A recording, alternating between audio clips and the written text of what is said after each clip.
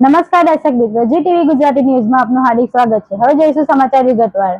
સુરતમાં એક વ્યક્તિએ એપીકેવાળી ફાઇલ મોકલ્યા બાદ બેંક ખાતામાંથી 4.70 લાખ રૂપિયા ઉપાડી લેવાયા, જે મામલે ઈચ્છાપુર પોલીસ મથકમાં ગુનો નોંધાયો છે।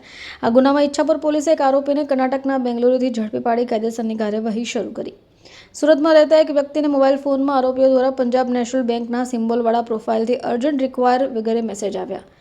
એપીકે ફાઇલ ઓપન કરતાં જ જુદી વિગતો ભરવામાં આવી હોય જે પણ ભરાઈ, ફોર્મ સબમિટ પણ કરાયું અને મોબાઈલ ફોન લેડિંગની પ્રોસેસ ચાલુ થઈ ગઈ, જે અડધો કલાક રાઉન્ડ પ્રોસેસ ચાલી રહી। ફોર્મ સબમિટ ન થયું બાદમાં પોતાનો મોબાઈલ ફોન તેણે બંધ કર્યો।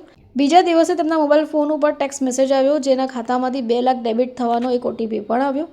10 મિનિટ પછી બીજા 2 ઓટીપીવાળા મેસેજ આવ્યા, જેના કુલ મળી ખાતામાંથી 1,70,000, બીજા મેસેજમાં 1 લાખ ડેબિટ થવાના મેસેજ હતા।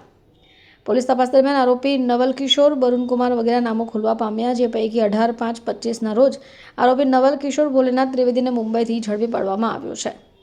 પૂછપરછમાં અન્ય આરોપી વિવેક ત્રિવેદી વગેરે નામો પણ ખુલ્યા છે।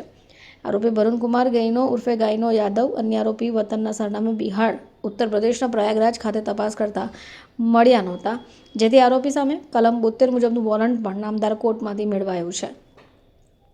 આ બનાવમાં ઈચ્છાપુર પોલીસની ટીમે આરોપીઓના પૈકીના એક આરોપી બરુણ કુમાર વિશે તપાસ હાથ ધરતા બેંગલુરુ ખાતે હોવાનું માલુમ પડ્યું, જેથી તેની ધરપકડ કરવામાં આવી છે।